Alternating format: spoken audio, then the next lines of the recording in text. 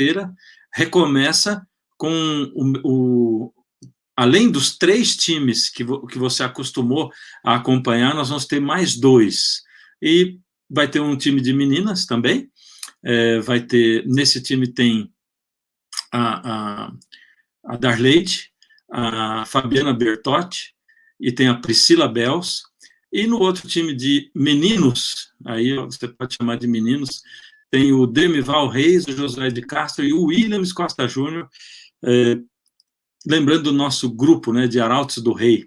Então, eles estarão junto com a gente também. Então, seremos 5 times. Na próxima semana, a gente começa já com esse time de ex-arautos, e aí vai o trimestre. A lição do trimestre que vem está fantástica, nós vamos ter estudos maravilhosos.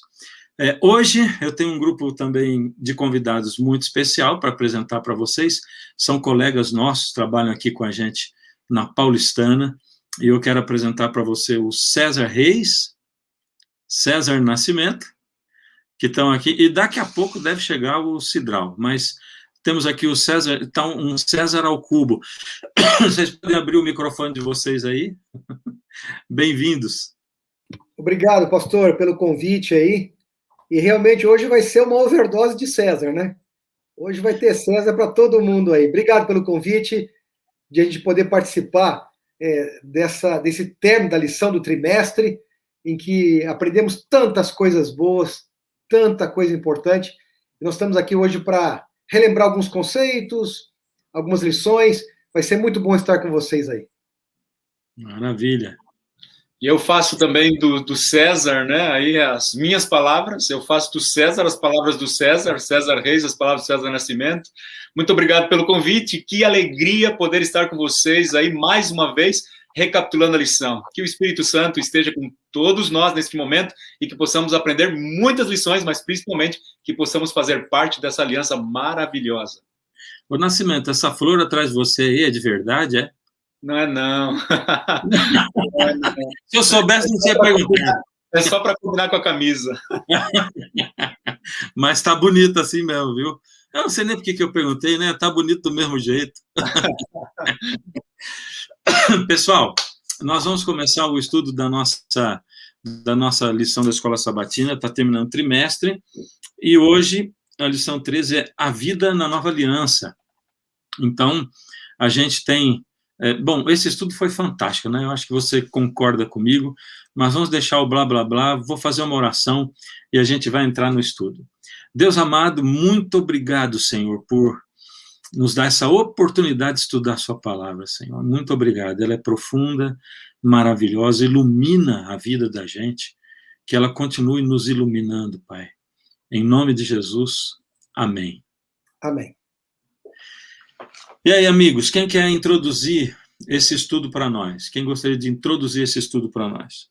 Eu posso começar aqui, pastor? Manda ver. Então, esse trimestre aí, nós tivemos durante todo o trimestre um aprendizado sobre aliança. Na verdade, o que eu entendi é que aliança é o mesmo plano de salvação, só que ele foi apresentado de algumas maneiras diferentes, para nós compreendermos, né? Mas é o mesmo plano. E durante essa semana a gente viu algumas bênçãos, nós vimos algumas promessas que esta nova aliança oferece para a gente, que ela nos gratifica com isso, né? Ela oportuniza para nós essas bênçãos e promessas daquele plano que Deus fez, Deus instituiu essa aliança, esse relacionamento com o homem, essa entrega na busca com o homem. E eu tenho, assim, a convicção que a lição apresentou isso, que a frase que resume, não é? O que resume a lição, acho que desse trimestre, esse plano maravilhoso, é um Deus que eu achei, assim, extraordinário, né? Que esse Deus transformou-se em parte da humanidade, quer dizer, a humanidade ela foi tão importante para Deus que o próprio universo tornou-se parte dela. O próprio universo tornou-se parte da criação aqui entre nós, né? Aquela criação, por exemplo, que era medida por anos-luz, não é? Que a gente não tem nem como calcular isso. Essa criação, esse Deus tornou-se algo medido por centímetros, por metros. Ou seja, se nós pudéssemos expressar assim um resumo da lição desse trimestre, já a introdução para essa semana, é que é um Deus que diz o seguinte, ó, aliança, é assim que eu salvarei vocês do pecado. É dessa maneira que eu vou agir para salvar vocês do pecado. E aqueles que entram na fé, nessa relação, dessa aliança com Deus, eles vão desfrutar de bênçãos, vão desfrutar de dons que não são oferecidos agora, não é? E aí eu introduzo aí também a lição, no que a gente viu aí no livro de João, capítulo 10, verso 10, e aí nós vamos, dito ali que eu vim para que vocês tenham vida em abundância. Acho que a gente vai tratar isso mais para frente um pouquinho, mas assim, no meu contexto, no contexto inicial, eu vejo um Deus maravilhoso, um Deus que se mostrou durante todo esse trimestre para nós, a sua aliança, mas o resumo é Deus dizendo assim para a gente, é assim que eu vou salvar vocês. É assim que eu vou ter uma atitude de salvação. Um Deus grandioso, tornando-se alguém assim parecido com a gente, semelhante a gente, só que não pecando, né? Mas tornando-se a forma humana para buscar a gente e oferecer para nós algumas promessas, oferecer para nós algumas bênçãos que nós vamos ver durante o estudo dessa semana aí. Maravilha. Bom, para você que está chegando agora, né? Opa, temos aí o Cidral também. Bem-vindo aí, Cidral. Oi. Maravilha ter você aqui com a gente. Para você que está chegando agora aí, essa é a classe de professores, né? É o estudo da lição da Escola Sabatina. Como é a 13ª lição do trimestre, a gente tem convidados especiais e nesse formato diferente também. E eu quero relembrar você que nas próximas sexta-feira começa a nova temporada, o novo trimestre, e aí com os grupos que nós já tínhamos e novos grupos também que vão participar conosco, tá bom? Mas faz o seguinte, compartilha o link, tá? Diz, olha, está acontecendo aqui a lição, tal, o estudo está muito legal, compartilha o link com outras pessoas também. Vocês ouviram o que o César Reis falou, né? Que essa aliança é o mesmo plano da redenção, né? Eu diria, César, que ele é o plano da redenção, mas ele é provavelmente visto de todos os lados e esmiuçado, indo no fundo da alma da gente, explicado, né? Para que a gente possa entender a profundidade, o tamanho, a grandeza do amor de Deus, né? Quem gostaria de entrar já no domingo, que é alegria, né? Alegria. Eu vejo hoje em dia assim, muita gente cabisbaixo, né? A gente vive um tempo muito difícil, né? Como é que a gente pode viver essa alegria, apesar dos pesares? Eu gostaria de falar um pouquinho. A minha infância, eu me criei basicamente numa cidade do interior. E eu lembro que uma vez um primo meu foi visitar-nos, e aí ele chegou e estava debruçado, tinha uma porteira de madeira, né? Tinha umas madeiras assim de porteira, ele subiu na porteira e ele ficou debruçado assim por cima da porteira. E aí ele estava falando com o pai dele, disse, pai, olha aquela vaquinha ali, ó, com certeza aquela vaquinha é uma vaquinha cristã. Aí eu fiquei, sabe, assim, interessado, querendo saber um pouquinho melhor. Olhei para ele e disse, mas por que você está falando isso? Aí ele disse, olha lá, ó, tá tristinha lá, daquele jeito ali, ó, só pode ser uma cristã. Em outras palavras, para ele, um cristão é triste. Um cristão parece aquela pessoa que toma um banho de limão logo cedo e fica o dia inteiro azedo.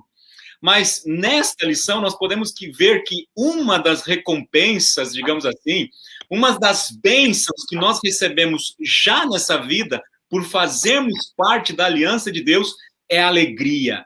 É ter momentos de alegria no rosto, mas também ser uma pessoa feliz. O próprio Jesus, no Monte das Bem-aventuranças, ele chega a dizer, ó, bem-aventurado, bem-aventurado, e bem-aventurado a gente sabe que é feliz. Feliz são aquelas pessoas que entram em relacionamento, que entram em aliança com Deus, porque aqui nessa terra já começam a receber as bênçãos da aliança, já começam a ser pessoas alegres, pessoas felizes, pessoas com um sorriso no rosto, apesar das dificuldades que muitas vezes nós passamos. Nós temos dificuldades. Agora, quando estamos passando por dificuldade, nós podemos lançar sobre Cristo nosso fardo, nossas dificuldades, porque Ele tem cuidado de nós. É por isso que Paulo fala para nós, em Filipenses 4, verso 4, alegrai-vos no Senhor. Outra vez digo, alegrai-vos. Então, podemos ser alegres sim, podemos ser felizes sim por fazer parte da aliança aqui. Jesus, ele já abriu o caminho para que nós entrássemos nesse relacionamento com o Senhor. E o relacionamento com o Senhor é que nos traz alegria. O relacionamento, a entrar em aliança com Cristo, é que nos traz alegria neste momento, aqui na Terra, enquanto nós aguardamos o fechamento, vamos dizer assim, com chave de ouro da aliança, que é a bênção da eternidade. Interessante, nessa parte da alegria também, o destaque para que a nossa vida de alegria não deveria ser uma vida simplesmente de sentimento, né? Mas essa alegria é um viver pleno, né? Não, a fé não é só um sentimento, é uma realidade, essa alegria é uma realidade. E aí o destaque, né, para o fato do texto de João, no capítulo 1, o verbo era Deus, o verbo estava com Deus. O contrário da alegria foi a tristeza, fruto do pecado. É o verbo que estava na criação, Jesus Cristo que estava na criação, né? O Deus que criou. Eu costumo citar o texto da Ellen White, ela diz que foi Jesus quem pegou a mão na massa ali mesmo para fazer o ser humano. E aí veio o pecado que trouxe tristeza. E o verbo que estava com Deus, o verbo que era Deus, o verbo que fez tudo, que pegou a mão na massa, é o verbo que veio também para nos dar mais do que um sentimento de alegria, uma sensação de alegria. Sensação de alegria todo mundo tem, mas uma certeza de alegria, né? Aquele verbo veio para estar conosco, para dar uma alegria plena, apesar, né, de muitas vezes vivemos esse mundo só de sentimento. Alegria plena quer dizer o quê? Enfrentar as batalhas da vida com uma certeza, né? Enfrentar os desafios da vida com a convicção de que Deus está conosco. O verbo era Deus, estava com Deus, o verbo veio e está conosco aqui. Então, a alegria plena não é a base de um sentimento, mas de uma realidade em cada um de nós. Então, deixa eu também dar uma contribuição aqui, não é? Você vê que a alegria faz parte do fruto do Espírito, não é? É uma das características do fruto do Espírito, a alegria. Ou seja, a alegria, ela também é um sentimento, ela não pode ser só um sentimento, né? Mas ela também é um sentimento. E a gente tem que aprender a administrar os sentimentos. Vocês lembram que diz lá no livro de Efésios 4:26, que fala assim lá, irai-vos, mas não pequeis. Ou seja, a gente pode ficar irado? Pode. É uma questão humana, né? Então você fica irado às vezes, né? Mas você tem que administrar esse sentimento. Então, aí que entra a questão do domínio próprio, administrar esse sentimento. Alegria também não deixa de ser um sentimento que a gente tem que administrar isso. A gente tem que controlar esses sentimentos, né? E isso a gente tem que ter um comportamento adequado. E tanto quanto possível, a gente tem que manter isso sob controle. Agora, eu queria só salientar aqui o seguinte, né? Sabe que o pecado, ele promete pra gente alegria, né? Mas só entrega tristeza. É isso mesmo. O pecado, ele promete pra gente uma alegria, um gozo, uma felicidade. O pecado, ele promete isso pra gente. Mas ele promete, mas não entrega. Ele só entrega pra gente tristeza, aborrecimento. Agora, se a gente for pro livro de Salmos, capítulo 16, verso 11, diz assim, ó, o salmista Davi fala assim, na tua presença há plenitude de alegria. Ou seja, é na presença de Deus, na comunhão com o Senhor, no recebimento do Espírito Santo. É isso que vai trazer para a gente um equilíbrio e uma alegria. Eu queria só abrir aqui uma discussãozinha com vocês. Eu vou dizer isso porque isso está na mídia, está na internet, está nos livros. Karl Marx, ele diz assim, ó, o primeiro requisito da felicidade dos povos é a abolição da religião. Ele fez uma afirmação dizendo o seguinte, que o requisito da felicidade dos povos, das pessoas, é a gente abolir a religião. Isso é exatamente contrário ao que a gente está aprendendo na lição essa semana. A alegria, ela vem por um fruto, por uma característica do fruto do Espírito Santo na vida da gente, ou seja, baseado na vida espiritual, na dádiva de Deus, no conhecimento da palavra de Deus. Ele vai exatamente contra, não é, o que o marxismo apresenta para a gente, que a verdadeira felicidade é você abolir a espiritualidade e a religião das pessoas, dos povos. Isso contradiz o que a Bíblia apresenta para a gente, especialmente com respeito à alegria. Tá bom? Eu, César, eu diria o seguinte, que, na verdade, mais do que controlar a nossa alegria, né, ou a nossa tristeza, quando esse sentimento de alegria, ele é mesmo quando o sentimento não está lá, né? Quer dizer, eu não me guiar pelo sentimento, quer dizer, mesmo quando eu não estou sentindo aquela alegria, igual muitas pessoas querem ter um culto emocional, né? Muitas pessoas querem clamar pelo Espírito Santo, eles querem sentir o Espírito Santo, mas sentimento e fé são duas coisas diferentes, né? Sentimento e alegria são coisas diferentes. Sentimento e felicidade são coisas diferentes. As pessoas querem buscar o sentimento, aquela coisa efusiva que o tempo todo me faz rir e tal, mas, na verdade, está acima disso, né? Mesmo quando minha esposa e eu passamos por momentos de sofrimento juntos, né? É muito, muito, muito, infinitamente mais suave passar pelo sofrimento junto com ela, né? Saber que ela está do meu lado, saber que ela está ali, que a gente está junto, que nós estamos de mão dada, que nós estamos seguindo junto. Então, tudo isso que você falou, né, que é essa coisa de que a verdadeira alegria vem de Deus, da Bíblia e tal, ou seja, que é mesmo igual um relacionamento humano, né? Um relacionamento de casal, por exemplo. É esse sentimento maravilhoso de ter, de que a outra pessoa proporciona para você, você proporciona para ela, e vocês têm certeza de que enfrentar a vida juntos é muito melhor. Então, é isso, né? Essa alegria, né? Da mesma maneira como Jesus diz, deixo-vos a paz, a minha paz vos dou. Mas eu acho que a gente pode ir comentando isso e já passando para Livres da Culpa, que é na segunda-feira, e entra um outro sentimento, né? Ali, alegria, e aqui culpa. E a culpa, além dela ser contrária à alegria, né? Ela persegue o ser humano o tempo todo, né? Quem gostaria de falar? O texto usado aqui de Romanos capítulo 8, 1, né? Portanto, agora nenhuma condenação há para os que estão em Cristo Jesus, que não anda segundo a carne, mas segundo o Espírito. É interessante que o destaque do apóstolo aqui é a questão de não termos sobre nós o peso da culpa. A autora Ellen White, ela diz assim: fosse o peso do pecado colocado sobre os nossos ombros e ele nos esmagaria, né? Fosse o peso do pecado colocado sobre os nossos ombros. E o apóstolo Paulo, então, destaca: nenhuma condenação há para aqueles que estão em Cristo. Na verdade, nós deveríamos sofrer o peso do pecado, mas ele foi colocado sobre os ombros do inocente, diz a autora que eu mencionei a você, né, Ellen White.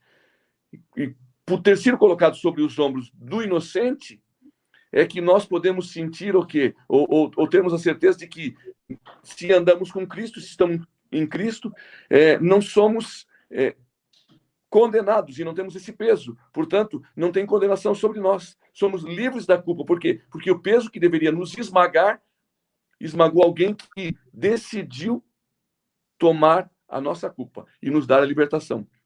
Então, somos livres da culpa porque Jesus carregou o peso do nosso pecado.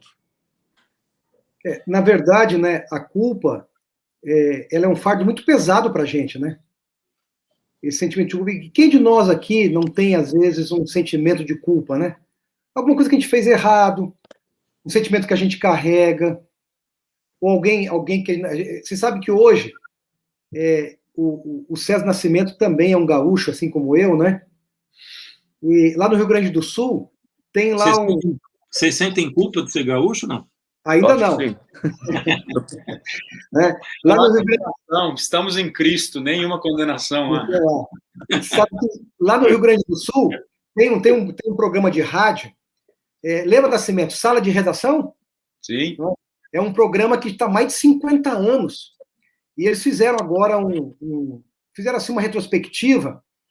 E lá é o seguinte, eles discutem muitas coisas, discutem vários assuntos, mas os assuntos mais discutidos são a questão do futebol. Aí tem lá, e como lá no Rio Grande do Sul tem dois times bem distintos, assim, o vermelho e o azul, enfim.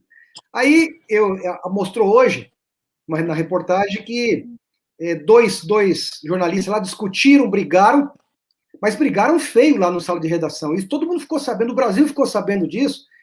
E agora, há pouco tempo, um deles morreu.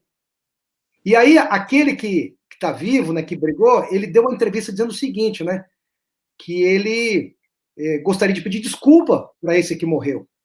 Ele disse que não ficou com nenhum sentimento, mas gostaria de pedir desculpa, porque agora ele não pode fazer mais isso.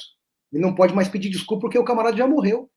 Então, talvez entre nós aconteça fatos assim, que a gente às vezes se envergonha de alguma coisa que a gente fez, carrega isso com a gente tipo o efeito canguru, né? Leva na bolsa, que sempre alguma coisa vai levando com a gente a vida toda. Mas a culpa, ela é um fardo pesado. Mais a gente entende pela palavra de Deus, que a gente pode ter o fardo da culpa removido. Olha que coisa linda isso. Olha que é a graça de Jesus em nós. Nós podemos ter o fardo da culpa removida. Ou seja, o efeito imediato do pecado é a culpa. Esse sentimento de culpa. Esse é o efeito do pecado. Mas, em contrapartida, a gente pode ter este efeito minimizado, removido, pela graça de Jesus Cristo, mediante a fé que nós temos no Senhor. Então, a gente não precisa se envergonhar, não é, das coisas que a gente fez, não. A gente pode pedir perdão. Esse sentimento que a gente tem que ter no nosso coração, na nossa vida, é um sentimento que é dado a nós, não só esse sentimento, né, mas essa atitude, ela é dada a nós pela graça do Senhor Jesus Cristo. Portanto, é um benefício que nós temos, e a lição apresentou para a gente isso, que a aliança, ela permite que a gente tenha a libertação da culpa através da aceitação da graça de Jesus Cristo. Eu quero contar mais. Pode falar, César, pode falar. É interessante também a gente ver o seguinte, né? É claro que durante todo o trimestre nós estudamos, mas quem sabe tenha algum amigo que está chegando agora, quem sabe assistindo pela primeira vez esse programa, enfim, essa lição, a recapitulação da lição. É importante a gente notar que, assim, o fato de nós termos a culpa removida, nós podemos viver sem a culpa removida, é porque nós decidimos fazer parte da aliança. Então, não é simplesmente, tudo bem, eu estou em culpa, agora eu simplesmente vou me ver livre dessa culpa porque Cristo é meu amigo e tal, enfim, é verdade, isso é verdade. Cristo deu o sangue por nós, ele doou a sua vida por nós, pela graça dele, que nós somos salvos e livres da culpa, como falou o pastor César Reis. Contudo, a lição mesmo diz assim, olha, por causa do sangue da aliança, nós que escolhemos entrar na aliança com Deus, através de um relacionamento, que escolhemos obedecer às condições da fé, arrependimento e obediência, podemos ter o fardo da culpa, então, removido. Então, entrar na aliança requer aqui algumas condições, como, por exemplo, a fé, como, por exemplo, arrependimento e como, por exemplo, obediência. Uma vez que eu entro em relacionamento com Cristo, nesta aliança, pela fé, uma vez que eu obedeço a aliança, e uma vez aí que eu realmente estou arrependido dos meus pecados, dos meus erros, daquilo que eu faço que me envergonha, e que envergonha, quem sabe, uma outra pessoa, em Cristo Jesus, pela graça dele, eu tenho, então, agora, a culpa removida. Agora, esses 3 fatores que você falou aí, né? Fé, obediência e arrependimento. E arrependimento. O mais incrível é que esses 3 eu também não sou capaz de fazer. Eu dependo da graça, eu dependo de Jesus ainda para poder praticar essas coisas, né? Porque a própria fé é um dom de Deus, então tudo é dom de Deus. Né? Agora, o que eu gostaria de destacar aqui nesse fato da Livres da Culpa, pastor Fernando, é o seguinte, tem uma frase muito legal aqui na lição que diz assim, a graça de Jesus e o sangue da nova aliança, né? Sobre esses detalhes da graça e do sangue da nova aliança, ninguém precisa viver sob o estigma da culpa. E esse é o grande... É isso que Satanás quer. Ele quer oprimir a gente sob o estigma da culpa. Quando Jesus nos perdoa, ele nos liberta. Eu gostei da citação do César aí, dos 2 amigos que falaram de um exemplo lá do Rio Grande do Sul, mas eu trabalhei no Mato Grosso do Sul uma certa ocasião, no presídio de segurança máxima, só para tentar ilustrar essa questão do estigma. E lá eu tive o privilégio de, no presídio, batizar um camarada dentro da cela dele, depois de ele ter cometido muitos crimes, a condenação dele era 194 anos, né? E eu me lembro que eu tive que montar um tanque batismal dentro da cela, um tanque bem adaptado, porque você sabe, é segurança máxima, tem todos os critérios. Isso foi nos anos 90. E eles me permitiram batizar. O nome dele, Celso, mesmo nome que eu. E depois que eu batizei, dentro da cela dele, a gente teve que dar um jeito de virar o tanque e derramar a água dentro da própria cela para ela escorrer. Era tudo muito limitado. Mas a frase que ele disse ali me cativou muito, marcou meu coração. Ele disse assim, ao nós dois virarmos a água do tanque batismal, ele disse assim: lá se vão todas as minhas culpas.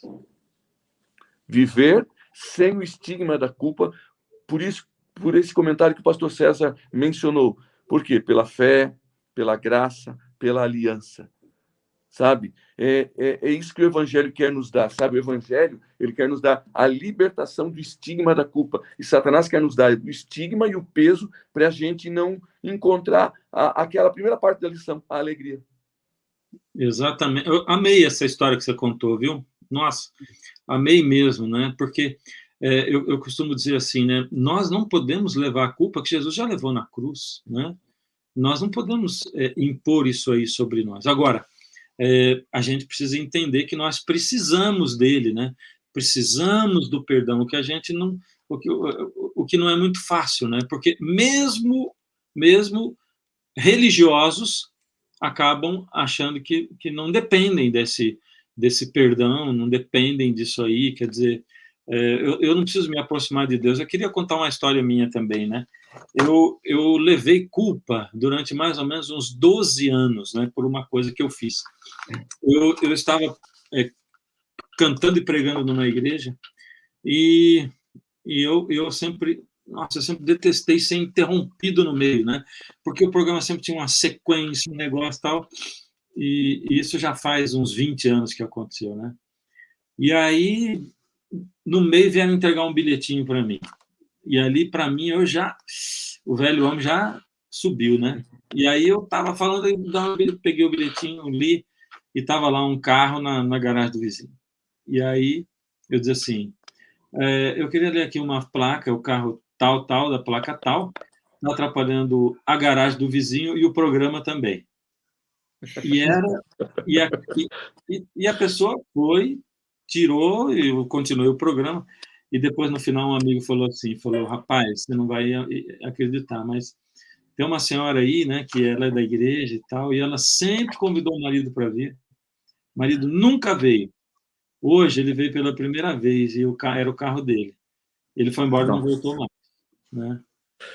Agora, você imagina, eu carreguei essa culpa 12 anos mesmo. E de vez em quando eu lembrava dessa coisa, né? Até o dia que eu liguei para esse meu amigo e disse: você lembra a história assim? Lembro. Você lembra quem é essa mulher? Lembro. Ela ainda mora aí, frequenta. Então é o seguinte, eu queria fazer uma visita para ela e para o marido dela. E fui lá, fui fazer uma visita para os dois e fui pedir desculpa para ele, né? Fui lá e pedi perdão e tal. E eu falei, o senhor deve ter ficado chateado naquele dia.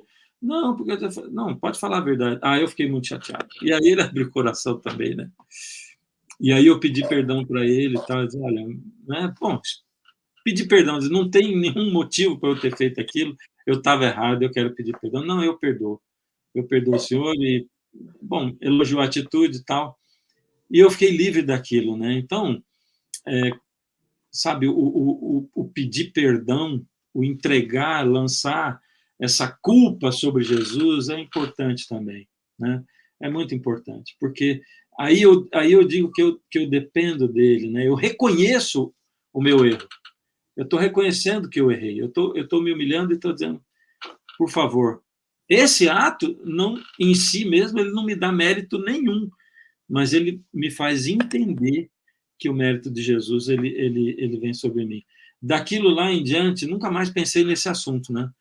Agora que nós estamos falando de culpa, que eu lembrei dessa coisa, mas eu tenho outro fardo que eu carrego, que é não ter nascido gaúcho, eu queria pedir perdão por isso. Para os dois amigos aí. Você hoje você recebeu o perdão, Fernando. Obrigado. Já não levo mais essa culpa. Deixa eu só falar uma coisinha aqui, que eu acho que... Se quiser falar aí, já passando para terça-feira, Tá não, bom? não, mas eu quero só usar só um texto bíblico aqui, ó. Que eu li esse texto essa semana e isso me impactou bastante. 1 João capítulo 3, verso 19 e 20, fala assim que Deus é maior que o meu coração que me condena. Então, Deus é muito maior. Amigo, você que está nos ouvindo hoje na lição da Escola Sabatina, talvez você está carregando aí um fardo há tanto tempo, não é?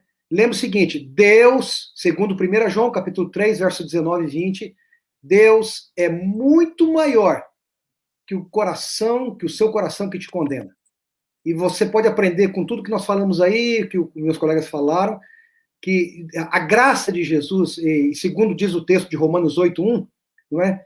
Que o sangue de Jesus Cristo, e a gente agora vai andar, não mais segundo a carne, mas andar segundo o Espírito, é isso que vai nos ajudar a não sermos mais condenados pelo nosso coração, mas pelo contrário, Deus é muito maior do que isso. Maravilha. Antes da gente avançar, só lembrar, você que está acostumado a assistir a lição, né? Nós estamos fazendo diferente hoje. Semana que vem ela volta no normal dela, né? Temos convidados diferentes dos grupos que a gente tem, e a semana que vem ela retoma, além dos 3 grupos que nós já temos, teremos mais 2, tá bom? Você é nosso convidado a estar de novo conosco estudando. E hoje nós estamos fazendo aqui uma comemoração na 13ª lição do trimestre, e aí temos esses amigos especiais aqui, César Nascimento, César Reis e Cidral. Quem gostaria de falar da Nova Aliança, Novo Coração?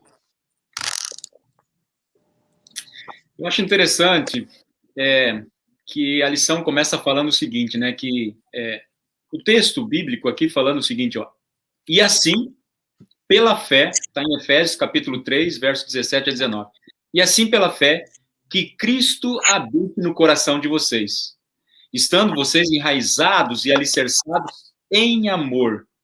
Isto para que com todos os santos vocês possam compreender qual é a largura, o comprimento, a altura e a profundidade e conhecer o amor de Cristo que excede todo entendimento, para que vocês fiquem cheios da plenitude de Deus.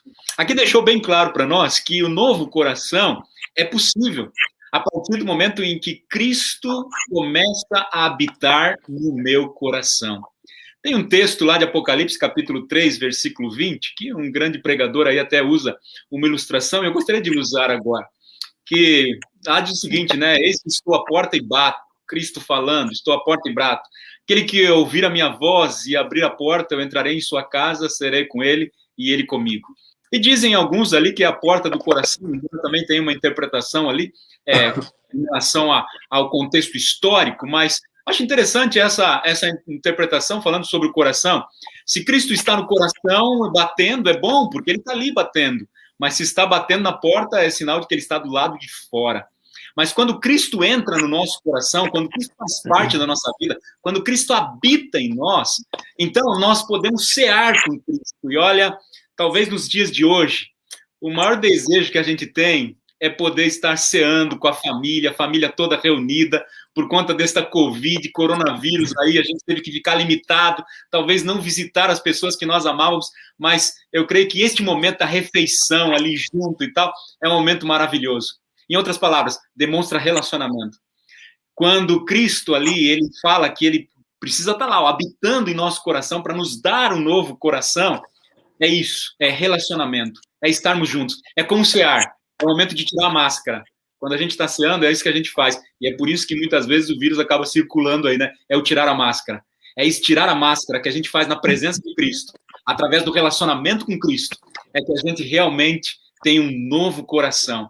E por que a gente precisa ter um novo coração? Talvez fique esse pensamento. Bom, aí tem alguns textos interessantes, como Jeremias, capítulo 17, versículo 9, que diz assim, ó, enganoso é o coração, mais corrupto do que todas as coisas, quem o conhecerá?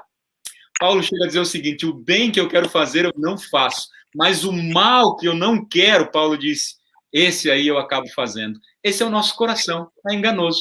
Por isso que Jesus chegou a dizer em Mateus capítulo 15, verso 19, dizendo que é lá do coração, que procede os maus desígnios, os homicídios, os adultérios e por aí vai. É de dentro do coração. E é por isso a necessidade de termos um novo coração. Porque um novo coração vai trazer alegria para a nossa vida. Porque um novo coração nos livra da culpa. Mas esse novo coração é possível através de Cristo Jesus habitando em nosso coração. E, na verdade, é isso que Deus quer. Quando a gente vai lá em Provérbios, Provérbios chega a dizer o seguinte, ó, dá-me, filho meu, Provérbios 23, 26, o teu coração. É isso que Deus quer o nosso coração, que é um coração duro, um coração de pedra, um coração cheio de culpa e pecado, e transformar num coração preparado para um dia receber a maior bênção da aliança, que será a eternidade. Eu queria contribuir também. Veja, quando a gente fala em coração aqui, a mim me parece o seguinte, vocês que são estudiosos da Bíblia, e os amigos que estão aí nos ouvindo, claro que o coração aqui não é o órgão coração, né? Não é também só o sentimento. Aqui tem muito a ver com as nossas decisões, com a nossa mente. Você lembra que lá em Romanos capítulo 2, no verso 12, vocês lembram bem disso, né? Ela diz assim, não se amoldem ao padrão deste mundo, mas transforme-se pela renovação da sua mente, para que sejam capazes de experimentar e comprovar a boa, agradável e perfeita vontade de Deus. Então, veja, quando a Bíblia apresenta para a gente, a lição fala aqui sobre o novo coração, tem a ver muito com novos procedimentos, com um novo comportamento, com uma nova fé, com uma nova prática. E isso tem muito a ver com as decisões que a gente toma na nossa mente. Porque é aqui na nossa mente que a gente tem, aqui no lobo frontal, né, a vontade, a espiritualidade e a moralidade. São os três aspectos que estão aqui, que a gente toma através do nosso córtex frontal, aqui na nossa mente, né, o lobo frontal. Então, quando a Bíblia fala em coração, é toda essa transformação, não só no nosso sentimento, que também tem o seu valor. E é óbvio que é importante por todos os textos que o Nascimento apresentou aqui, que são extraordinários. Mas também a gente não pode esquecer que a renovação do coração, ela passa pela minha mente. É moldar a minha mente. É mudar algumas coisas que eu penso. É ter uma nova cosmovisão. Porque a nova aliança, ela me mostra isto. E na medida que eu vou entendendo isto, eu vou tendo procedimentos diferentes, andando no espírito, não andando mais na carne, praticando o fruto do espírito através do dom que Deus coloca no meu coração, no meu coração, mas na minha mente. Quer dizer, a mente é o ponto de partida para uma mudança de comportamento, uma mudança de raciocínio, uma mudança de procedimento. Então, assim, cuida da tua mente, amigo. É aqui que a gente muda. E os nossos sentimentos, o nosso coração, não é? Os textos que foram nos apresentados, mas Deus pede que a gente comece a mudar a mente e aí vai transformando todo o nosso coração e o nosso procedimento, né? O César, você falou legal esse fato de que é mais do que o órgão, né? É o todo do ser. E quando a gente vai e pensa um pouquinho lá em João capítulo 3, o encontro de Jesus Cristo com Nicodemos, a lição diz assim que é um amor que excede todo o entendimento.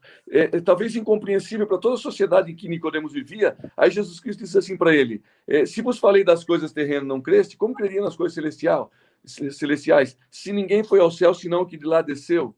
E aí Jesus começa a explicar para ele do novo nascimento, o batismo, a renovação que ele precisava ter por completo. Por quê?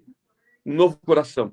Porque a decisão daquele que é movido pelo poder de Deus para ter um novo coração, ela vai influenciar na vida daqueles que cercam esse. E a lição destaca isso. Não é só uma transformação parcial do coração, mas ela fala sobre sermos cheios da plenitude para estender tudo isso que a gente recebe de Deus a outras pessoas também. Um novo coração não fica só com essa transformação para si, mas ela leva essa transformação para a vida de outras pessoas. A mente hebraica, ela vê mente, quando fala em coração, está falando de mente mesmo, né? Da percepção que a gente tem aqui da vida, né? De como a gente enxerga, encara, está lidando com toda essa coisa, né? Agora, o Cidral, eu ia citar exatamente aí o Nicodemos, porque Nicodemos foi falar com Jesus e ele estava falando, quando ele diz assim, como é que eu vou entrar na barriga da minha mãe para nascer de novo? Sim. E Jesus diz para ele assim, olha, você está falando de uma coisa, eu estou falando de outra. Você está falando de nascimento carnal, que é nascer da mãe. Mas eu estou falando para você de nascer da água e do Espírito. Bom, quando uma criança nasce, a gente espera que ela chore. Quando alguém nasce espiritualmente, entregou a vida para Jesus, morre para esse mundo e nasce um novo ser espiritual, né? E aí nasce aquele bebezinho espiritual e que eu tenho que alimentar todo dia aquele bebê espiritual para que ele cresça. O carnal está aqui ainda, ele continua aqui, né? Se eu não alimento o espiritual para que ele se torne maior do que o carnal, e eu alimento como? Eu alimento através da minha ligação com Deus. Quer dizer, essas decisões de seguir Jesus ou de guardar a lei ou disso, isso aí, isso é natural à medida em que eu me apresento diante de Jesus e ele transforma o meu coração e ele coloca essas portas abertas na minha frente. Eu naturalmente vou escolhendo entrar por elas, né? Naturalmente vou escolhendo e ele me dá força. Se não acontece isso, não adianta nada, né? Eu posso decidir fazer o que for, posso escolher fazer o que for, não, isso não vai ter valor nenhum, né? Então, essa frase, né, do estou à porta e bato, né, a porta do coração, na verdade, ela é dita na carta de Jesus para Laodiceia. E logo depois de dizer isso, ele diz assim, sê, pois, zeloso e arrepende-te. É interessante, né, porque ele está dizendo assim, você tem que se arrepender de me deixar do lado de fora do seu coração, né? Esse é o problema de todos nós cristãos hoje. A gente quer falar de Jesus, a gente fala muito de teoria e tal, mas deixamos e ali Jesus está falando com quem é cristão, com quem é crente, ele está falando com a gente, né? Ele está olhando para nós e está dizendo assim, você só precisa se arrepender de me deixar do lado de fora, porque você está tentando levar o cristianismo, mas está me deixando de fora, né? E algumas vezes eu tenho que parar e olhar, peraí, não estou deixando Jesus para trás, não estou deixando Jesus por lá de fora, né? Na verdade, a gente está deixando isso acontecer.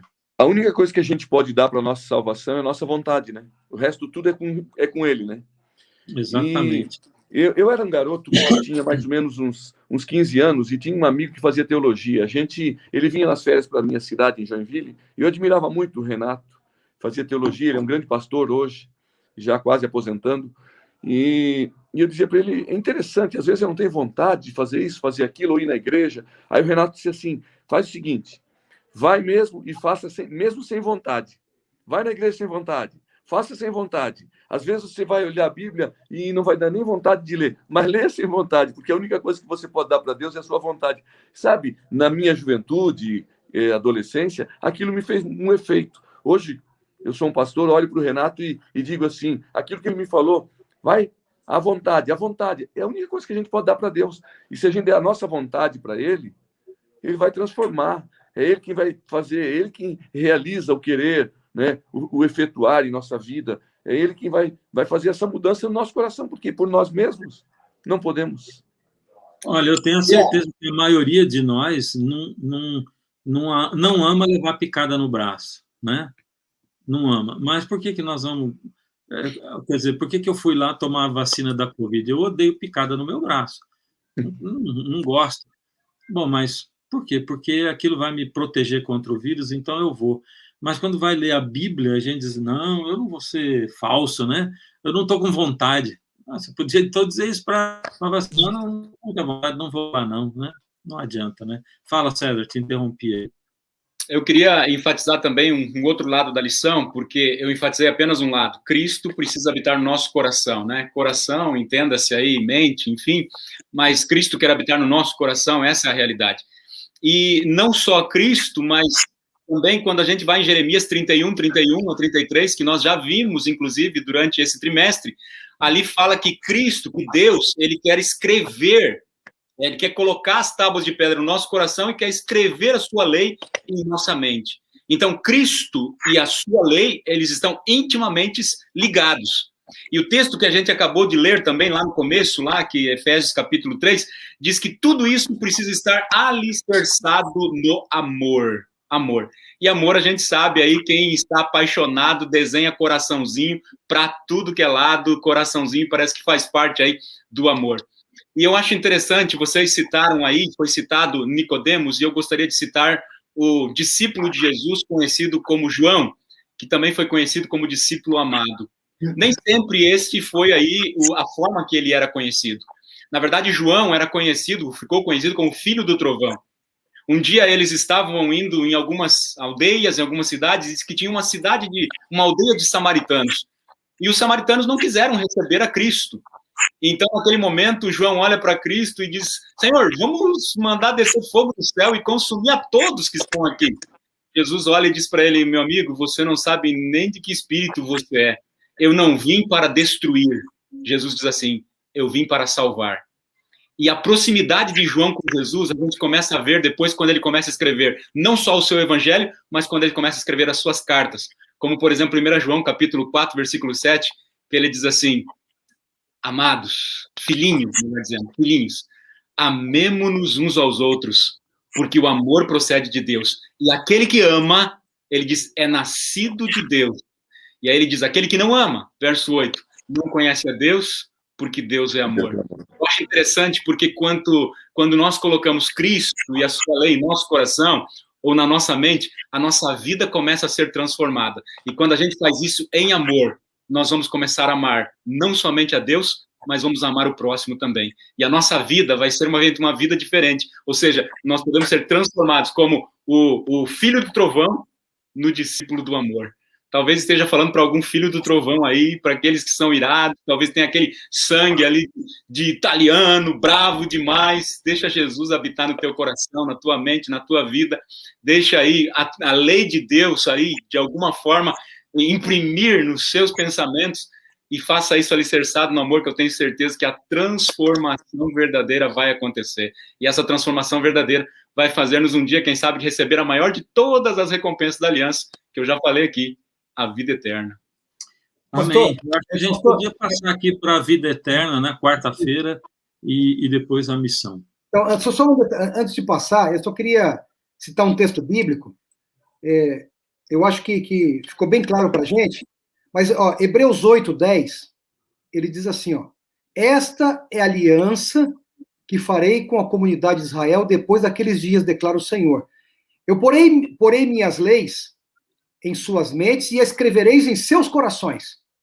Serei o Deus deles e eles serão o meu povo. Não tem dúvida que o texto diz assim, que né, é na mente e no coração, ou seja, no nosso raciocínio e também nos nossos sentimentos, as nossas decisões. E você vê que esse texto, ele está ligado diretamente com Jeremias 31 e todos os demais textos que o pastor Nascimento falou, que o Cidral também falou, mas essa implantação da lei de Deus na nossa mente, no nosso coração, ela está ligada diretamente com a aliança que Deus fez com a gente, tá bom? Eu só queria dar esse detalhe aí, mas vamos em frente. Legal, vamos para a vida eterna. Nova aliança e vida eterna. Então, nessa questão aqui de quarta-feira, eu achei muito legal o autor destacando a questão da dimensão presente da nova aliança e a dimensão futura, né? Essa aliança, ela não só nos garante a vida eterna, mas aqui no presente ela faz uma transformação na nossa vida, né? Ela é presente. E talvez a gente esteja aqui conversando com alguém que diz assim, pastor, mas eu não tenho tamanha fé para fazer essa aliança com Deus. Pensa um pouquinho com o pastor, conosco aqui. Marcos capítulo 10, a partir do verso 46, conta a história do Bartimeu, cego Bartimeu. Ele estava à beira do caminho, pedindo esmola. Você consegue pintar esse quadro na sua mente aí?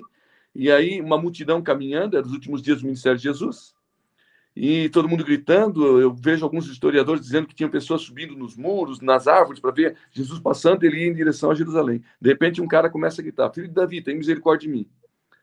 Aí Jesus para e ouve. Manda chamar o homem. Quando o homem chega perto de Jesus, Jesus diz para ele assim, tua fé te salvou.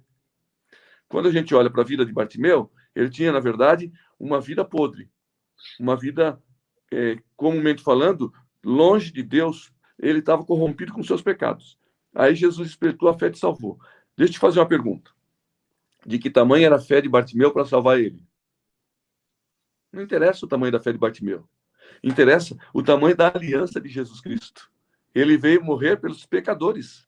Então, a aliança de Jesus é uma aliança presente. Talvez nós estamos dando lição, tem alguém dizendo assim, mas a minha fé é pequena. Não interessa o tamanho da tua fé, interessa o tamanho da aliança de Jesus. Ele é a salvação, a aliança é presente. Que quer dar o quê? Para a gente uma transformação. Aí entra aquele detalhe que vocês mencionaram, mas aí a lei tem que estar no coração, tem que estar na mente. Aí o que fez Bartimeu? Quando ele sentiu o tamanho da aliança e não o tamanho da fé, não importa o tamanho da fé, importa o tamanho da aliança, do pacto. Aí ele pegou e seguiu imediatamente. Né? Ele assimilou na vida dele aquilo para sempre, imediatamente. Um grande problema está no presente de nós queremos postergar a aliança. O ministério de Jesus, a aliança de Jesus é para agora.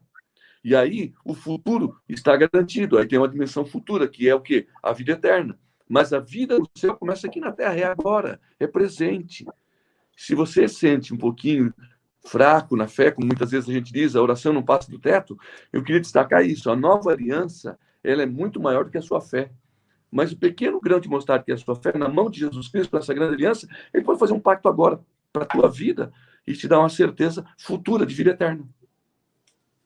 Ok, olha, você vê que o texto bíblico que abre a lição da quarta-feira sobre a vida eterna, está lá no livro de João, capítulo 11, verso 25 e 26. Jesus fala assim, eu sou a ressurreição e a vida. Aquele que crê em mim, ainda que morra, viverá. Olha que esperança linda essa. E quem vive e crê em mim, não morrerá eternamente. Você vê, a gente encontra vários textos na Bíblia que mostram que essa promessa é real. 1 Tessalonicenses 4, 16, 17, 1 Coríntios 15, ele mostra essa dimensão da vida eterna, não só ela presente agora, com a vida em abundância, João capítulo 10, verso 10, mas ela promete para a gente, sabe, ela vai coroar toda a nossa esperança como um cristão. Sabe, amigos, é o seguinte, ó, que grande alegria saber que no fim não está na sepultura, o fim não está na sepultura, mas a gente tem essa esperança da vida eterna, que vai durar para sempre. Olha, eu fiz um curso recentemente, e eu tive um professor, que ele é muito conhecido no Brasil, ele é um grande professor, um filósofo, ele se denomina ateu, agnóstico ateu, ele se denomina assim. E aí perguntaram para ele, esse professor, ele já esteve em seminário, estudou em seminário, mas ele abandonou totalmente a fé. E ele não crê, e ele é muito conhecedor da religião. Aí ele disse que foi num sepultamento de um amigo dele, e a mãe desse amigo dele era uma mulher religiosa, uma mulher cristã, que acreditava na vida eterna. Aí diz que a mulher chorava, mas ela tinha aquela esperança. Aí perguntaram ao professor, que esperança o senhor tem? Qual que é a sua esperança? E ele disse assim, olha, eu lamento dizer para vocês que eu não tenho nenhuma esperança. Mas que sentimento você tem? Ele falou, nenhum sentimento. Para mim, morreu, acabou tudo. Eu falei, mas você não tem nenhum sentimento depois, nenhuma esperança? Ele falou assim, olha, eu não tenho nada. Mas olha, que vida triste é essa, né? Que vida sem graça é essa? Porque para nós que conhecemos um pouco da palavra de Deus, estudamos a palavra de Deus, a gente sabe que o fim não está na sepultura. A aliança que vimos durante todo esse trimestre, ela traz para a gente essa esperança da vida eterna. E tantos textos que a Bíblia apresenta para a gente, nos dando essa esperança, e você, amigo, que está aí nos ouvindo hoje à noite, aos colegas que estão aqui comigo, não é? Essa esperança que nos dá, assim, um pouco de paz diante de tantos amigos nossos e familiares nossos que já foram sucumbidos por essa praga aí, e tantos outros ainda que poderão ser sucumbidos, mas nós temos a esperança da vida eterna, e é baseada na aliança e na graça do Senhor Jesus Cristo. Maravilha. Pessoal, nós temos 5 minutos para falar sobre missão. Aliança e missão. Nova aliança e missão. Eu acho interessante essa parte aqui, porque ela é aquilo que traz o propósito para a vida. Diz que o propósito da vida é uma vida com propósito. E aqui, quando a gente vê sobre missão, é que a gente começa a entender o propósito. Mark Twain, ele foi aí um escritor, humorista, né, enfim, norte-americano. Ele diz assim, os 2 dias mais importantes que pode ter para uma pessoa é o dia que ela nasceu e o dia que ela entende o porquê ela nasceu. Esses são os dois dias mais importantes. O dia que ela nasceu e o dia que ela entende por que ela nasceu. E quando a gente vê a missão, o ide de Cristo para nós, que já está lá registrado em Mateus capítulo 28, Jesus está dizendo, olha, ide por todo mundo, pregai o evangelho, a testemunho de todas as nações, ensinando-os a guardar, né, aquilo que eu vos tenho ordenado. Aquilo mostra o propósito da nossa vida. Cristo, ele nos dá vida abundante. E Cristo ainda promete a sua companhia. E às vezes a gente usa aquele texto até de Mateus capítulo 28, dizendo, eis que estou convosco todos os dias até a consumação dos séculos. Às vezes a gente usa esse texto para dizer o seguinte, olha, você está doente, está triste, está com problema, fica tranquilo, Jesus está com você. Mas o contexto desse texto é maravilhoso. Porque antes de Jesus dizer o seguinte, eis que estou convosco todos os dias até a consumação do século, ele diz, ide por todo mundo, prega o evangelho, batiza-os em nome do Pai, fazei discípulos, ensine-os a guardar. E aí ele diz, e, dessa forma, eis que estou convosco todos os dias até a consumação dos séculos. Em outras palavras, você vai estar cumprindo o propósito, um propósito de vida, o propósito de uma missão, um propósito, vivendo uma vida com propósito, uma vida com missão. E eu acho interessante isso, porque esse é o nosso propósito, pregar o evangelho às pessoas, né? E Jesus mesmo chegou a dizer em Mateus capítulo 24, e ele diz o seguinte, verso 14, dizendo, este evangelho do reino será pregado a todo mundo, a testemunho de todas as nações, então virá o fim. Este é o nosso propósito, nosso grande propósito. Uma vez que fomos salvos pela aliança, agora precisamos proclamar essa aliança às pessoas que estão à nossa volta. A gente é chamado para uma missão, né? Nós recebemos o Cristo que veio com uma missão e nós temos uma missão. E a lição destaca uma frase que eu achei muito legal, diz assim, quase tudo que fazemos aqui na Terra acabará quando tudo terminar.